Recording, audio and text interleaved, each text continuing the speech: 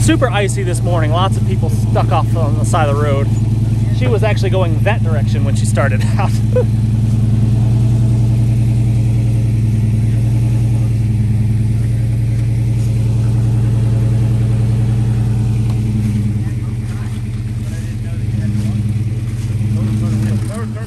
There she goes.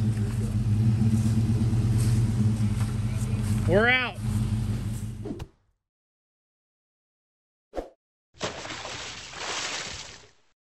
So the goal of this weekend, guys, is different than kind of the stuff we've done before. In past adventures, we've gone out and I've told you to ditch your packs and that kind of stuff, and you have to live with what's in your pockets. And that's not what this is about at all. You can be as comfortable or as uncomfortable as you want. That's going to be on you to make the decision. What I have done is compiled kind of a list of activities, if you will. Skills, challenges, tasks, whatever it is. And you are willing, if you are willing and you are interested in taking on as many of those as you want, you go for it. So, for example, I'm just going to throw a couple out there. One, make a friction fire. If you've never done that before, okay, and then I suggest that you do something like that. If you've never made a friction fire before or you've never been successful at it, there are individuals here that have and can teach you the ways. Does that make sense? If you've never built a natural shelter with your two hands using no tools and slept in it overnight in a wintertime situation, I challenge you to do that, okay? I want you to put your pride, your egos aside and be willing to admit that there's stuff that you don't know, there's stuff that you're not good at, me included. I suck at navigation, for example, and I'm gonna see if you can teach me some stuff, because that seems to be your thing. I'm not very good at it. I mean, I can kind of read a compass and I kind of know a little bit about it and I can sort of not get lost, but I'm not very highly skilled at it, and I would not be comfortable teaching somebody else that skill, if that makes sense. Yeah? So this weekend is about that, okay? You can use all the gear that you brought and be cozy in your little sleeping bag and watch the birds fly by all weekend long if you want, or you can take it upon yourself to learn and do as much as possible that we can fit into 3 days. I do want to say a quick prayer, because I think that it's important that we start the weekend out right. And regardless of if you're a Christian or a believer or not, I don't care, because I'm going to do it anyway. All right? So real quick, guys. Jesus, thank you so much for having these friends here. I am so tremendously grateful to have awesome men in my life that I can learn from, that I can teach things and just share time with. And I just pray that you keep us safe, help us to stay humble, keep our egos small, and are willing to learn big. Amen. Amen. So with that said, first task is, let's imagine this is a real life situation, and we've got a group of guys here that have kind of been set out on the land because the zombies have taken over the town. I'm not going to tell you where to camp. I'm going to give you some guidelines of where to camp, because I know where the property lines and stuff are, obviously. But for the most part, I want you guys to make that decision as a group. And that's easier said than done, because everybody's going to have their opinions on what works and what doesn't work.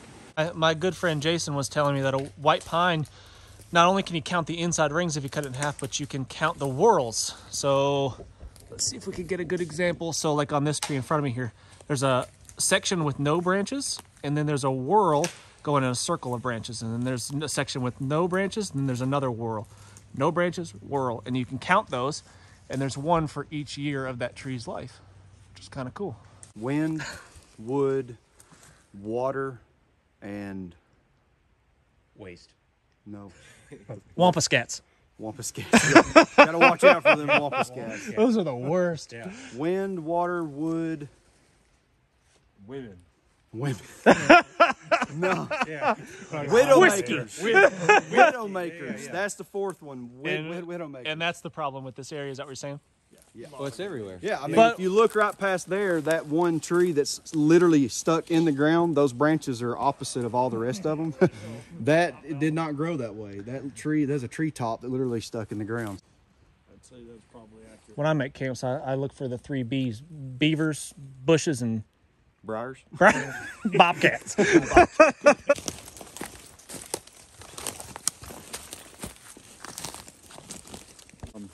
I have spent many a night under homemade debris shelters, and they're very labor intensive, but they do work.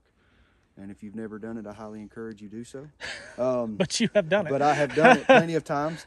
So I now pack one of these new lightweight fancy tarps, and I'm going to put that up and put my little Ranger roll up underneath it. So, and we'll be nice and toasty. Tell me about your coonskin hat here, big guy. What do we got going on?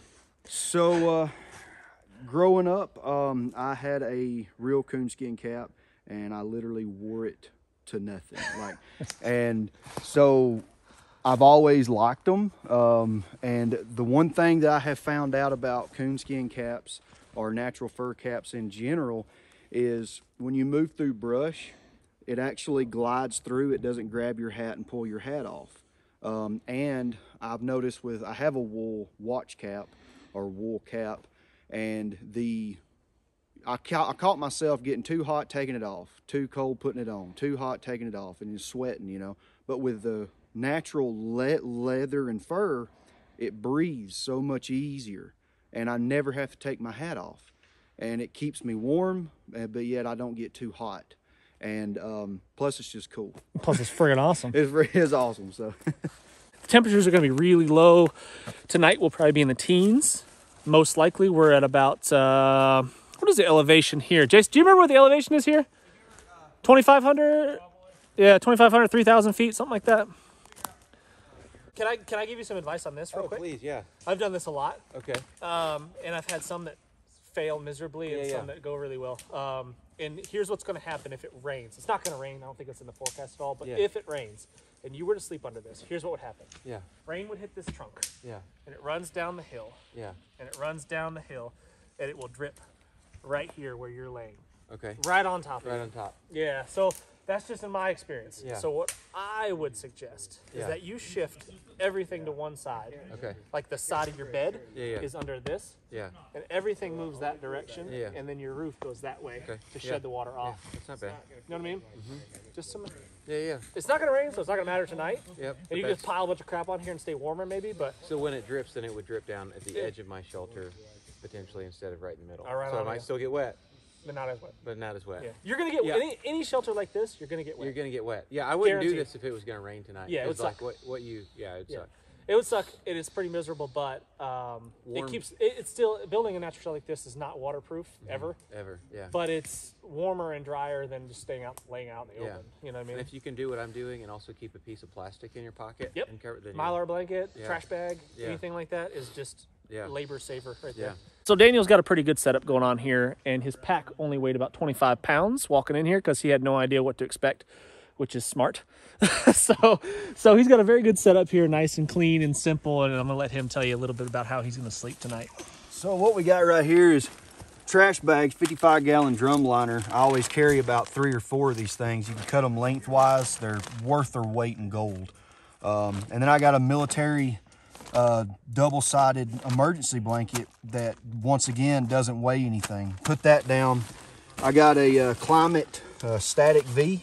Really lightweight, really small, packs down to nothing. Keeps you up off the ground. And then this is the tried and true old Taco Ranger roll, however you want to call it. And what it is it's a military poncho. You lay that down, then you put a military emergency blanket. You lay that on top of it. Then you put a whoopee, because if you don't have it, your butt will be cold. You put that down on top, and the whoopee has a tie out, so you run it through all the grommets on the poncho, and then that makes taco. And then you throw a military wool blanket in it, and you essentially have wool, whoopee, reflective emergency blanket, and then a waterproof coating. And it really rolls up to just a little bit bigger than your best on the market sleeping bag. I mean, it's really not that big when you roll it up. It does weigh a little bit more. There are the wool blanket. That wool blanket really adds the weight, but it sure is really nice. It really is nice on cold nights. It's supposed to get down to the low 20s, so I'll be sleeping comfy. Yeah, that's how Daniel Boone would do it. That's right. And we're gonna get a little fire going because it's pretty cold. I think it's still in the 20s. What was it, 27 when we got here? I think that's what it was, 27 degrees or so when we got here. So the roads were icy. the roads were very, very icy, obviously. But we're gonna get a little fire going and just keep it going so we can warm our hands by it from time to time. I have sensitive, tender, delicate paws, and I need to warm them from time to time. So get more firewood. Okay, we'll get some more. We're doing it, boss. Now! We're doing it.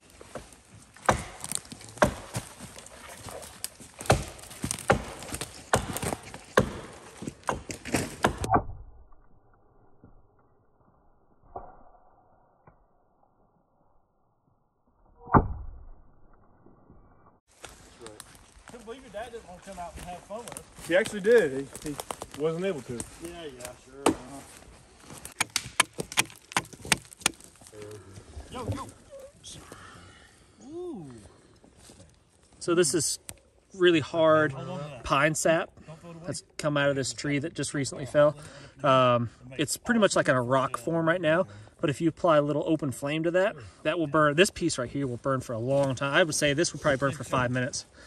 This small chunk right here, and we've got loads of Heat moves through conduction, convection, and radiation. So this will keep me from touching the ground and heat conducting into me, but it won't. But I also don't want to crush the air pockets, which is going to slow down convection of air of cold air moving and that's why moving into my body. That's why I'm putting the big sticks here. So that's going to keep me from crushing my air pockets. And then I'm gonna, but I don't want to lay on that. It's too bumpy. So after I get done with this, laying this out platform for me to lay on, I'm gonna put another layer of pine needles and things like that on top, just a cushion, and I'm going to go through and kind of look at each log and see if there's a less pointy side that I can put up. But house building, shelter building, conduction, convection, and radiation, you'll have to deal with that in one way or the other, and that's what we're doing here. I like it. There's a thousand ways to skin a cat, like I always say, but as long as you're barbecuing frisky at the end of the day, everything is fine. I would do this in a very, very similar fashion, but not exactly the same way. I would normally put those bigger branches on the bottom and then the pine boughs on top. Not wrong, not right. It's just a different way to do it. And I like his style here. I like how you put these big logs on the sides, and then stack those across. It's perfect, and filled it all with pine needles. So I'm kind of doing overkill because it's very, very cold. It's going to be very cold tonight. So I'm actually doing both. I'm stuffing it underneath, and then I'm stuffing it on top. You know? We are going to be trying out the Nano Spark from Exotac, and keep the profanity down. Yeah, hooligans. Chris has never used it before. Nor have I. I've never used the Nano Spark before, but the beauty of something like this is that you don't have to be experienced. You don't have to have all the bushcrafty skills, the woodsman skills to be able to make fire happen if you have something like this. Yeah. Again. Perfect. All right, and then show us what's inside. Inside of the Nano Spark is a small little tinder tab. These things are fantastic. They're fairly waterproof. They're easy to ignite, and they burn for a long time. So if you have kindling that's a little bit wet, tinder that's not ideal, this will help you get your fire going. And for an emergency situation, I think it's just a no-brainer to carry something small and light like that. You wouldn't even notice it in your pocket. Yep, and keep that in one big pile. And that's what you'll put on top of it after you get it lit up. It's got an arrow on it. Yeah, there you go. There you go.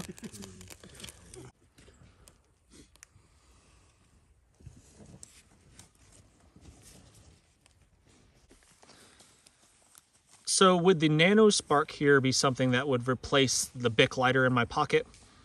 Probably not, because I think it's, you know, I use a lighter kind of on a daily basis. I burn garbage. If you live in a rural area, sometimes you got to burn paper and stuff like that. It's just the way you do life.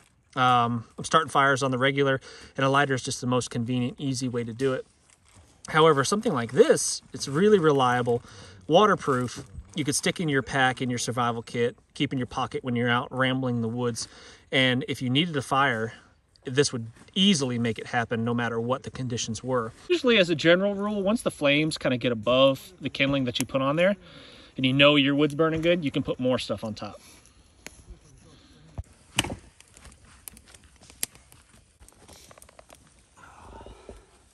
We're not savages. Only when we need to be. I found my camping spot for the night. This is a flat spot. Looks like we're a long time ago, a tree had toppled over, lifted up the earth a little bit, and made this flat spot. And it is up above where the rest of the boys are camping, because I think it's going to be significantly colder down there where they are. But that's on them. They're big boys. They won't die, I don't think.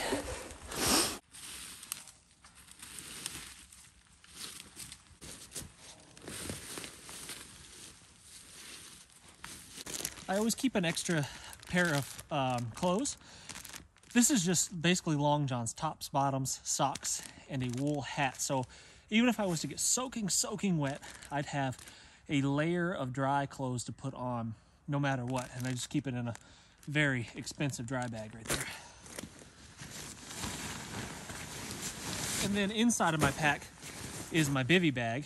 And inside of my bivy bag, so it stays dry if it was to rain, in this situation it'd be snow, but anyway, inside of my bivy bag is my sleeping bag. And this is crucial to a good night's sleep. I mean, it's not absolutely necessary, but man, it sure is nice and convenient. This is a big Agnes Q Core sleep pad, inflatable sleep pad, and it is the best. I really look forward to laying down on this every night.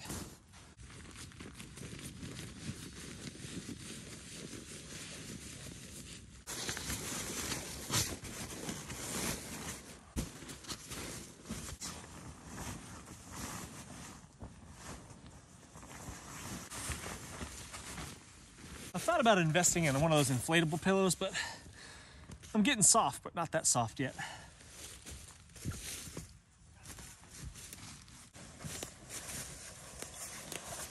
And that, my friends, is camp setup. I might string my poncho up over it.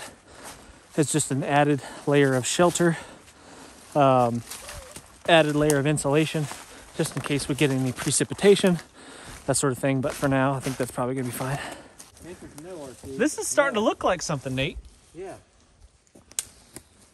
At first, you know, I thought this guy's hopeless, you know, but now I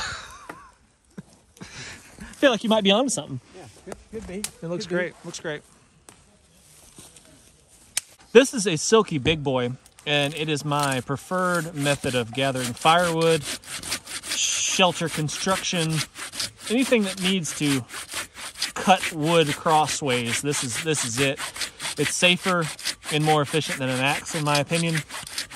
Not as versatile, obviously, as an axe, but it's if your only goal is to cut some wood in two, this thing will do it. And it's a really good size. It's a little bit big and bulky to carry around in a pack, but it really gets the job done.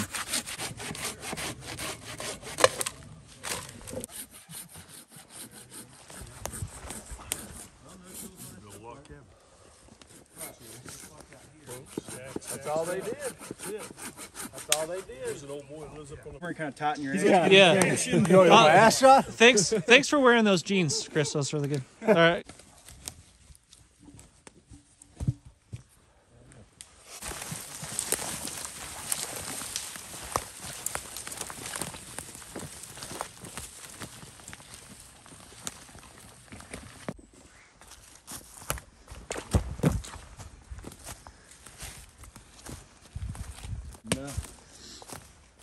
We got some protruding ice crystals happening since we've arrived.